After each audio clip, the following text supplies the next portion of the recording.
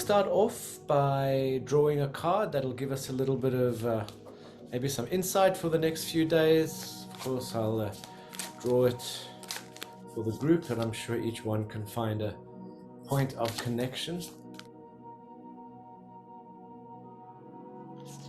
there we go. And we have the goddess Night, and the goddess of Night represents that space of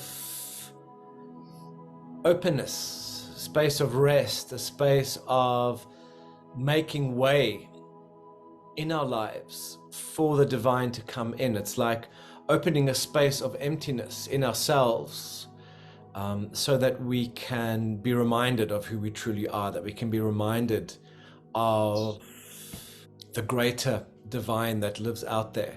But in order to meet that energy of the divine, to meet that energy of greater peace, we need to heal and restore and reflect, learn from the lessons, let the body recover so that we can be ready for the inevitable return of the day.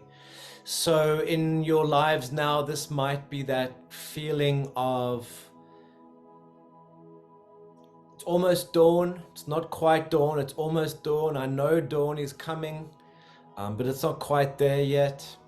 So instead of anticipating the dawn and waiting for the dawn, it's like just be in the now, just be in the night and rest in the night, and then so that you can be ready for when the day does come. And I think maybe a lot of people are feeling that in general. There's this sense of anticipation in the world. A lot of people are talking, of course, about, a great human awakening at this time, a renewal, a deeper connection to the divine that is coming. Yet at the same time, we've got a lot of really tough things happening in the world out there. Not only, it's probably mainly reflected in, world politics, the world stage at the moment, which looks very chaotic and which looks like it's really, the powers that be are desperately wanting to engage in war for whatever reason. War just seems to be more inevitable than it has been for many decades. And so there's this unsettled feeling around, the world political stage. But I think what's happening in the political world, or let's say the external stage of what's happening on that world stage, that is just kind of a symptom of what is happening on a deeper level. And again, it's like this anticipation of a greater human awakening on a spiritual level, which could be brief, but more likely than not will be a very long process, probably come in fits and starts. And I think we can feel that. I think we can feel that change. Some of the rules that we live by in our lives, be they spiritual or otherwise, are brought into question at this time. So it's like we've got to redefine the playbook, how we go about doing things in the world, in our own lives, how we manage our own inner emotions. Again, the Knight card, the Nyx card reflects that. It is that you can't see. We can't see what the new day is going to look like yet. So we tend to feel anxiety. But when we can't see what the day is going to look like, all we need to do is be patient, to rest, restore, recover, reflect, so that when the daylight does come, we can respond better and we can react better to what's happening out there.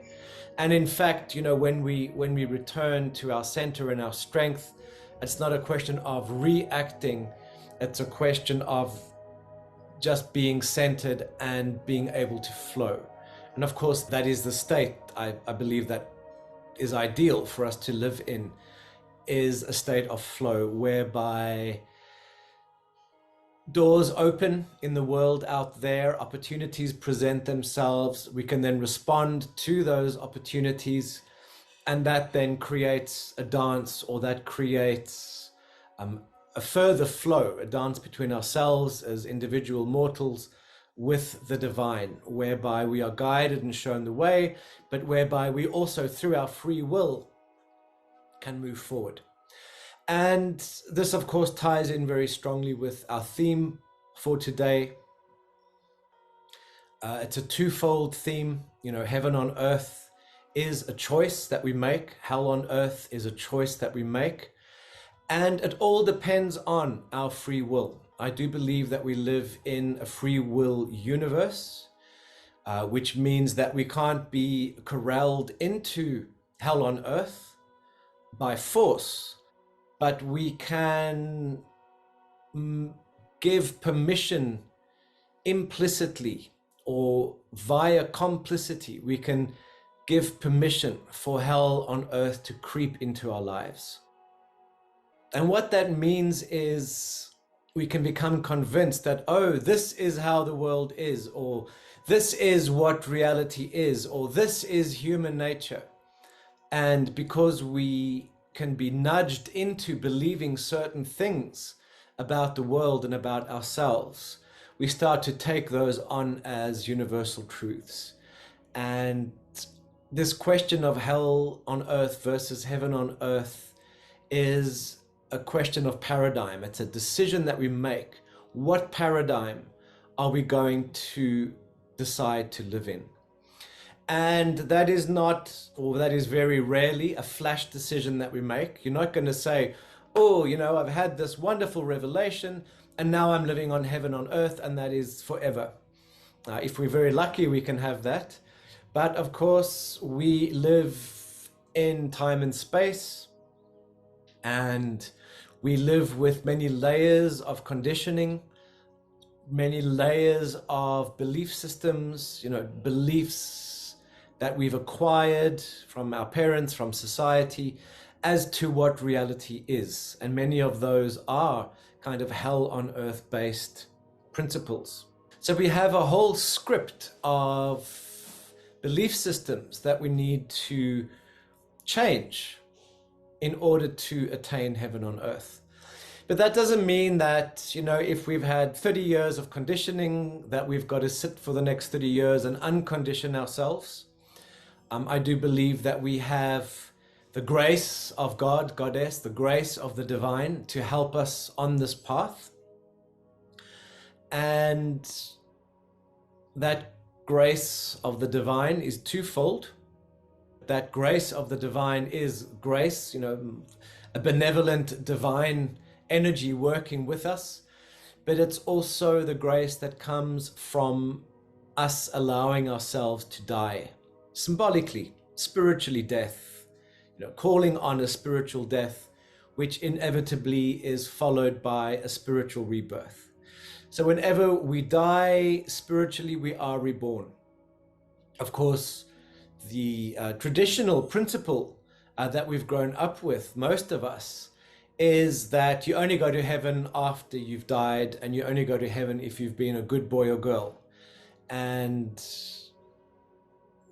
many people in a traditional sense have lived with great fear of that judgment day, of what will come after, of the karma of our acquired, let's say, sins. And I think that's very interesting. I'm not going to be discussing heaven on earth from a Christian viewpoint, of course. I'm not seeing it in a biblical sense.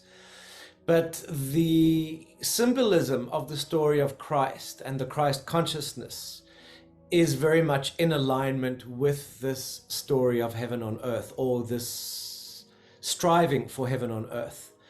And the basic principle of the story of Christ is that of the resurrection. And again, just to contextualize things, Christ wasn't the first figure that spoke of salvation, or that was seen as a savior.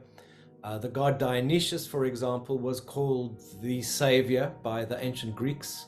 And even that the terminology in the Bible, the New Testament, which was written in Greek, used the same term of the savior for Jesus Christ as was used for the god Dionysius. And Dionysius was also seen as the redeemer and the bringer of epiphanies, the bringer of divine inspiration, etc. But going back to the principle of Christ, the principle of Christ is that we have the world of the four elements, which is the cross. The cross is made up of earth, water, air, and fire. That is the world of the ego. That is the world that is defined by the four elements, by materiality. And we are born into this world of the four elements, into the cross, and that world limits us. That world hems us in. That is the ego, the personality, the physical body. So the principle of Christ is that the Christ consciousness represents the fifth element, which is divine consciousness. And we as humans are made up of earth, water, air, fire, which symbolically relates to the physical body, the water body, which is our emotions, our emotional life, our relationships. We are made up of air, which is our thoughts and our breathing. And we are made up of fire, which is our ability to act and to do in the world. It's also our passion, it's also our anger, and it's the possibility or the potential of transformation as well. But those four elements are limited. It's only when we bring in the fifth element that instead of being rigid, that cross can then move, and that cross can go beyond the old definitions. So the symbolism of the fifth element, Christ consciousness on the cross of the four elements, is about bringing movement, bringing rebirth into that world of the four elements. And then the resurrection, of course, is where we become free of that cross, of that script that we've been born into. And when we do the practices, spiritual practices of rebirth, of death and rebirth, we then become freed. We are no longer tied into the scripts of the four elements. So that goes back to that very universal principle that basically all religions or old religions, earth religions have, is that just as the earth is reborn every spring after a winter, we as humans can be reborn. There is always the potential of renewal. And sometimes we are dependent on the cycles of life, the tides of life, to take us through winter and get us to spring. But I believe we also have, over the millennia as humans, conscious humans, we've developed the tools to speed up that process, or to have more of a sense of choice and will in this process of rebirth. And when we want to be reborn, we do always need to make a sacrifice. We do need to die to something in order to be reborn. And that is where a lot of the spiritual practices that many of us are familiar with come in. This could range from, very intense fasting or very intense austerity practices. That doesn't mean one needs to be a monk or a nun all the time for one's whole life in order to be reborn, but there are times and phases that it's very powerful and important for us to renounce the world, renounce the desires of the ego, renounce some of our most basic functions. And that for, given moments in our lives might be fasting, it might be celibacy, it might be just taking ourselves out of our normal ego functioning context, like, spending time in nature or being on retreat or practicing other austerities, that we can then die in some way. Shamanic practices, breath work with medicine plants and sacred dance, sacred chanting, etc., are also means of transcending the ways of the ego. So every time we die in that way, of course, symbolically, when we die in those ways, we're killing off some of the ways in which the ego is holding on to behaviors, holding on to certain desires, holding on to certain fears. We die to certain things. As we die, as we purify, we make more space in our inner being so that there's more space for the divine to flow. And just as traditionally it is believed that, it's only when you die physically that you go to heaven, the same principle holds true when we die in a more spiritual, symbolic sense. We are making more space when we come back or when we return to normal life for a little bit more of heaven in our lives. So that kind of implies that attaining heaven on earth in this lifetime, in the now, is a process of little deaths with little rebirths, creating a little bit more heaven in our lives afterwards. And, just as we can never contrive to, make every experience the defining spiritual experience in our lives, we can't do that. It's that constant act of continuously transforming that does build that bigger picture of heaven on earth. And what I mean to say by that is, sometimes we do meditation or deep trance work or breath work or whatever. Sometimes it's an absolutely mind-blowing experience. And we bring a whole lot more of heaven back into our lives. Other times it's smaller. Other times the ego might find it to be disappointing, or it didn't go in the direction that we thought. But that's also fine, because certain moments are more beneficial or more loaded with potential than others. And that is where our need for humility comes in. We need to trust the process as well. But we can help the process along, and it's always important to make those constant choices in terms of our growth. We only really fully arrive when we die. And, when we die, we have an absolute release of the body and of the ego. And between, now and death, we will have little arrivals, but we will never have the full arrival. Again, sometimes it happens. Sometimes people have these incredible epiphanies and these incredible enlightenment moments, and that's always possible. But we also create problems, or the ego creates problems for us when we have these super high expectations that can't always be lived up to. So this path of entering heaven on earth is one of learning to see and experience the world in new and different ways, but having the humility to trust that we are on time. God is on time. We are doing all that we can, all that we need to, and we are at the right place at the right time.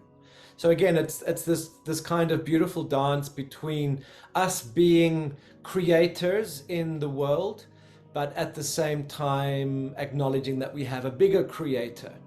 So we become co-creators. We've got to show up. We've got to be willing to make those sacrifices, but we also need to surrender enough and be humble enough to say, things will happen as they should, when they should. And, that we're willing to just kind of keep showing up for that journey. So this process of death and rebirth is fundamental to living heaven on earth. And, I've experienced it so many times in my life. When we go through these transformations, be they small or be they big, we always come back seeing the world with greater truth, seeing the world with greater beauty, and being able to have a little bit more of a full experience every time, a little bit more fulfillment, a little bit more expansion every time we come back from these spiritual death experiences. And every time we die, we open more space for the flow, which is another word for the divine. Every time we die, we open a little bit more space for the magic.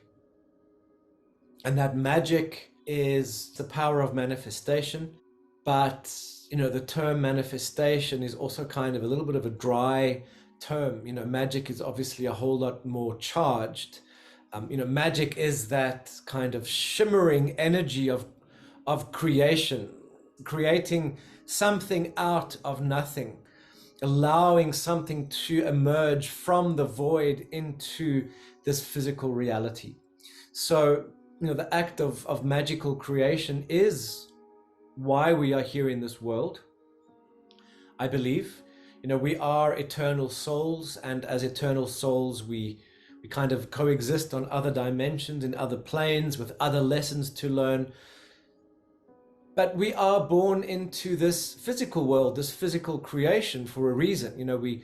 We expend so much energy in this world, and yes, this experience in this world is relative, in terms of the billions or hundreds of billions or eternity of years that exist in the bigger picture of the universe. Our time is very small relatively, but also relatively we're putting a lot of energy into this experience in this world.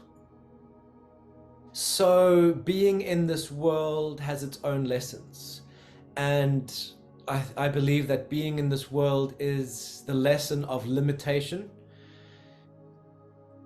but from a space of limitation, relearning how we are infinite creators, co-creators with the divine. And that is where, of course, manifestation comes in.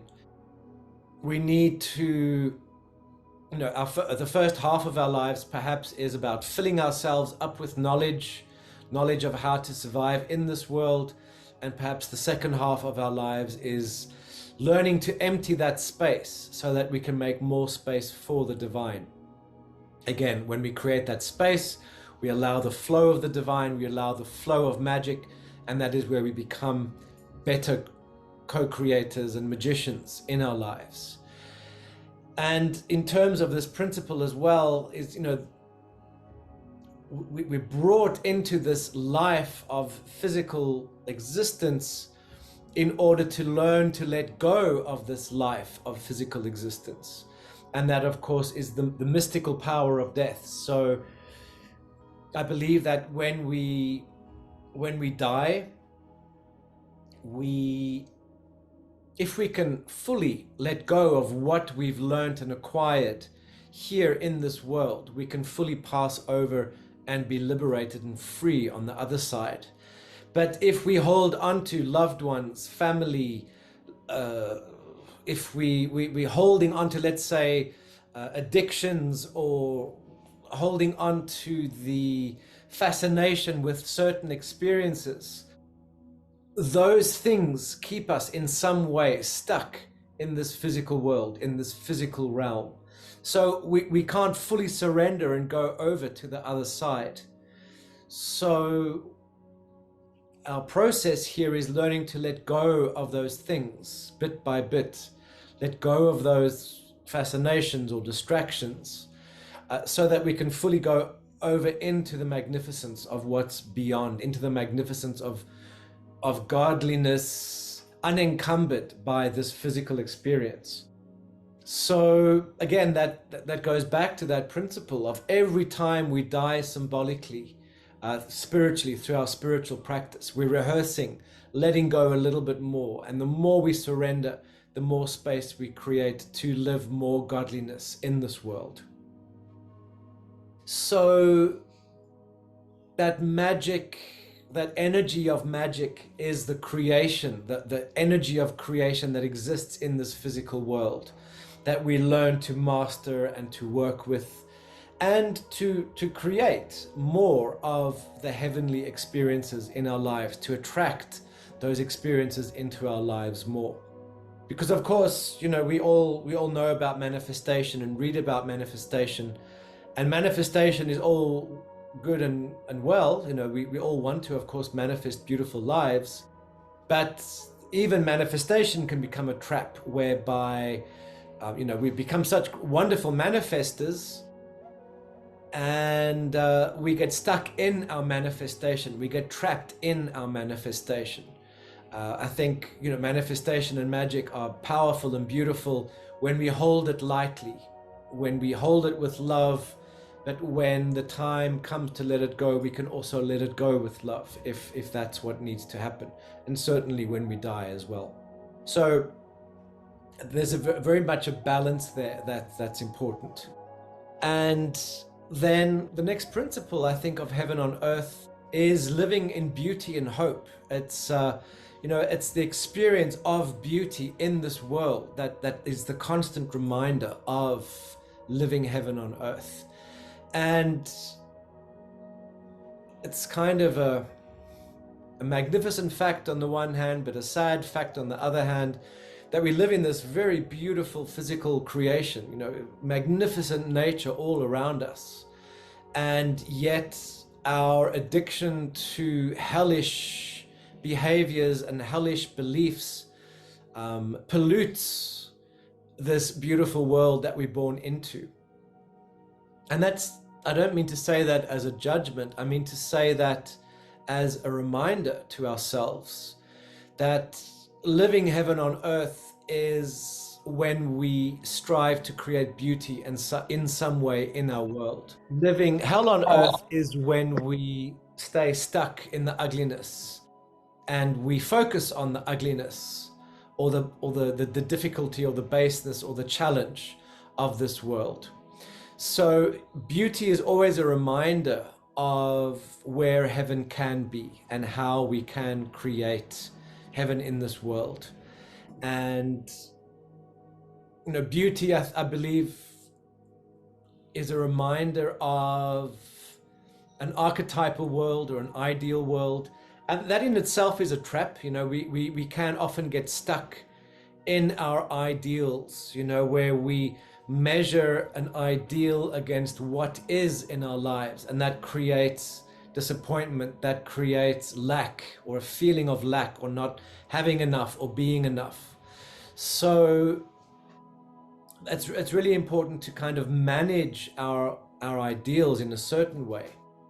But this world is kind of created according to certain archetypes, the archetypes of the elements, the archetypes of nature, the principle that a mountain holds or the principle that the open sea holds. Those are archetypes, those are expressions of universal principles. So when we can, be in a mountain range and contemplate that beauty, we're learning something. Our soul learns something. Our soul learns about the power of the earth, the beauty of the earth. The same goes with the ocean. The ocean is about expansion. It's about being confronted by a very different world, by a water world. So we can learn from those archetypes, but they are also just embodiments of bigger spiritual principles. And it's important for us to learn to interact with them, to learn from them, but not be, let's say, overwhelmed by them. So living in beauty is a reminder of what's possible, of what godliness is in its different expressions, and that we can participate in that godliness, not necessarily as equals. We're not going to be equal to the mountain or equal to the ocean, but in contemplating it, in spending time with it, we interact with those energies. We create a relationship with those energies externally and internally. We learn to internalize them through our contemplation.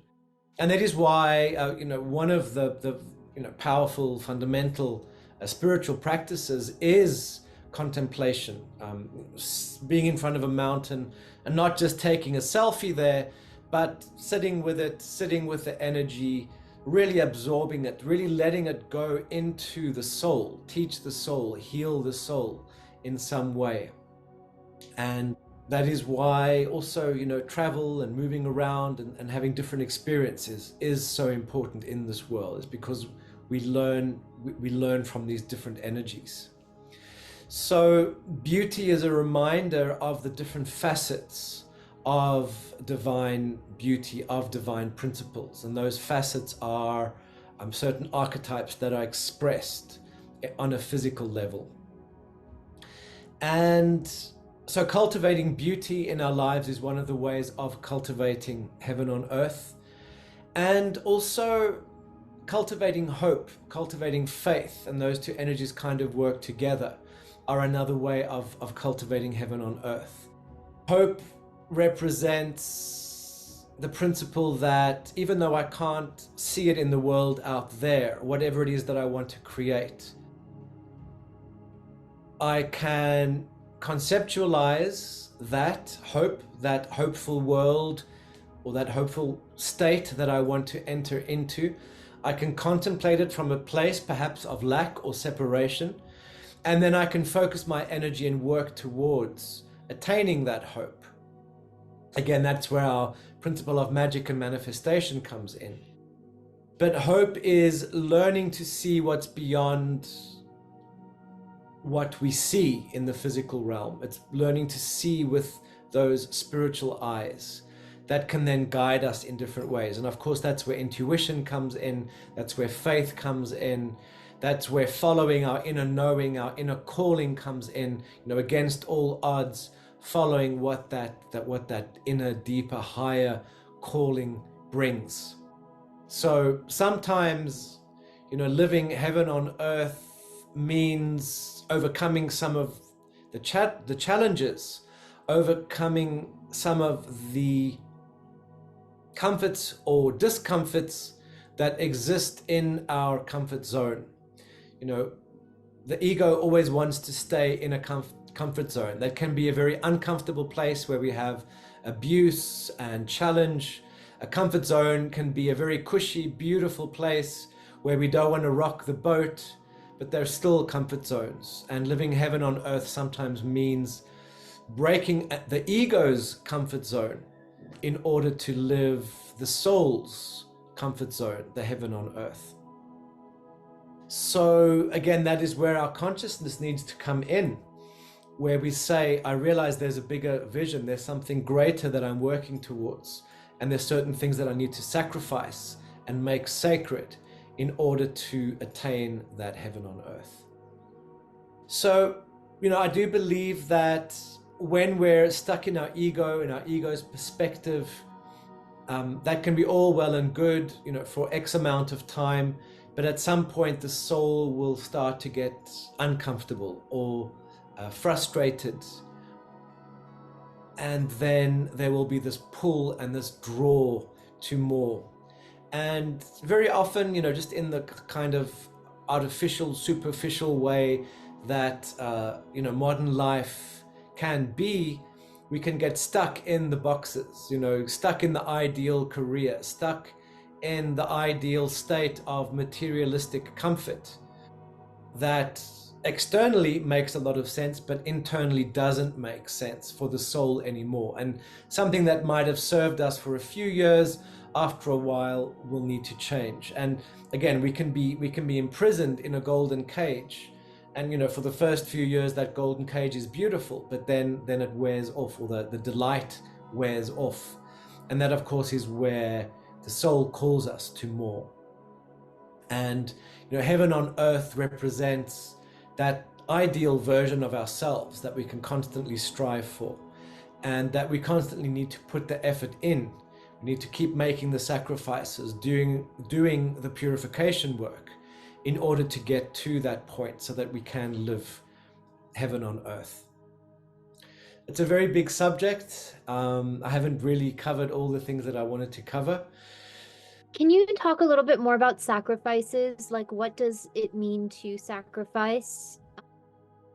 Versus sort of this, sometimes there's this feeling like, oh, I need to do this, or I don't know, I'm trying to sort of find what is I don't know, I guess I'm just trying to surrender what that is without, Yeah, well, sacrifice is, first of all, sacrifice comes from the Latin, which means to make sacred. And I think that is what the true meaning of sacrifice is. Not the more modern sense of you've got to sacrifice this for your country, or you've got to sacrifice this for the common good, or the idea that making a sacrifice is it's like ripping your heart out in some way. True sacrifice in the spiritual sense is when we make something sacred and we say, I'm going to give up this habit in order to be more spiritual, or I'm going to go out of my comfort zone for a while because I want to make an aspect of my life sacred. And that ranges from, when we do deep trance work, we we go out of the comfort zone of the ego and we see things in ourselves that we don't see otherwise, and that might be very uncomfortable to see and face. That is sacrifice. It is sacrificing an illusion, basically, sacrificing a habit. And that doesn't mean that we have, again, that we have to become monks and nuns and that we have to live this austere life of constant sacrifice. Because that in itself, living an ascetic life can also become a comfort zone. So it's really about that the sacrifice coming from a place of joy and beauty for what is possible ahead, and how that sacrifice can take us more into living heaven on earth.